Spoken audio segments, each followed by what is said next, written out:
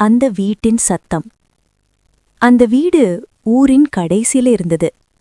Road முடியும் இடத்துல. அதுக்கு பிறகு மண்பாதை. மண்பாதை முடிந்ததும் அந்த வீடு. யாரும் அதுக்கு பேர் சொல்ல மாட்டாங்க. அந்த வீடுன்னு தான் சொல்வாங்க. பகல் நேரத்துல கூட அந்த வீட்டை கடந்து போகும்போது யாராவது மெதுவா நடப்பாங்க. சத்தம் குறைச்சு பேசுவாங்க. மொபைல் பேசுறவங்க கூட கால் கட் பண்ணிடுவாங்க. அதுக்கு காரணம் பேய் கதை இல்ல. அந்த வீட்டுக்குள்ள யாரும் உயிரோட இருந்ததில்லன்னு ஊருக்கே தெரியும். ஆனா அதுக்கும் மேல ஒரு விஷயம் இருக்கு. ராமு சென்னையில இருந்து வேலை போயிட்டு இந்த ஊருக்கு திரும்பி வந்தவன்.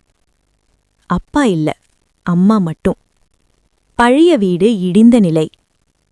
அந்த வீடு காலியா இருக்கு, அங்கே தங்கிக்கோன்னு யாரும் சொல்லல. அவன்தான் கேட்டான். ஊருக்காரங்க முகத்துல ஒரே ஒரு எக்ஸ்பிரஷன். பயம் இல்ல, எச்சரிக்கை. பகல் தங்கிக்கோ, ராத்திரி வேண்டாம், அவ்வளவுதான் சொன்னாங்க. ராமு சிரிச்சான். பேயெல்லாம் இல்ல, எல்லாம் மனசு பயம்னு. முதல் நாள் பகல். வீடு பெரியது. பழைய சுவர்கள். சிமெண்ட் வாசனை இல்ல. மண், ஈரம், சாம்பல் வாசனை. காற்று கூட உள்ளே வந்ததும் மெதுவா சத்தம் போடும். ஜன்னல்கள் தானா அசையும். சாதாரணம்தான், ராமு மனசுக்குள் சொன்னான்.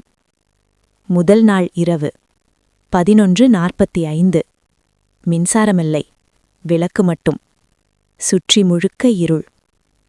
12 மணி அடிக்கும்போது ஒரு சத்தம். தட். மாடியிலிருந்து. எலி, பூனை, மண்சரிவு எதுவும் இருக்கலாம். ஆனா சத்தம் மீண்டும். That that. அதே இடம், அதே இடைவெளி. ராமு எழுந்தான். மாடிப்படிக்கட்டு நோக்கி நடந்தான். அங்க யாரும் இல்ல.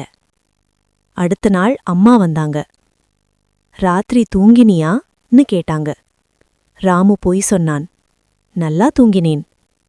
அம்மா ஒரு நிமிஷம் அவன் முகத்தை பார்த்தாங்க. ராத்திரி யாராவது கூப்பிட்டா பதில் சொல்லாதன்னு மட்டும் சொன்னாங்க. இரண்டாம் இரவு 12:23.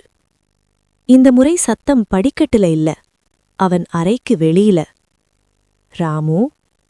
ஒரு பெண் குரல். மெதுவா, அழகா, ஆனா குளிர்ச்சியா. அவன் உடம்பு உறைந்தது. மனம் சொன்னது, பதில் சொல்லாதே. ஆனா நாக்கு தனியா அசைந்தது. யார்? அவ்வளவுதான்.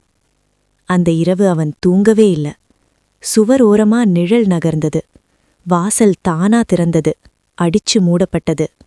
காலை 5 மணி. அவன் கதவை திறந்தான். வாசலில் ஒரு ஜோடி ஈரமான பாதச்சுவடு. அது அவனோட இல்ல. 3ஆம் நாள் ஊரு பேச ஆரம்பிச்சுது. அவன் இன்னும் அங்கே இருக்கானா? பாவம், அவன் கேள்வி கேட்டுட்டான் போல. யாரும் நேரடியா சொல்லல, ஆனா எல்லாருக்கும் தெரியும். 3ஆம் இரவு.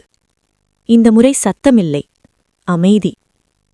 அந்த அமைதிதான் அதிகமா பயம் கொடுக்கும். 12:17. அவன் பின்னால் ஒரு மூச்சு. கழுத்துக்கு அருகே. நீதான் சேட்ட. அந்த குரல். நான் யார்னு. அவன் திரும்பினான். அங்கே ஒரு முகம். அழுகியதில்லை, இரத்தமில்லை.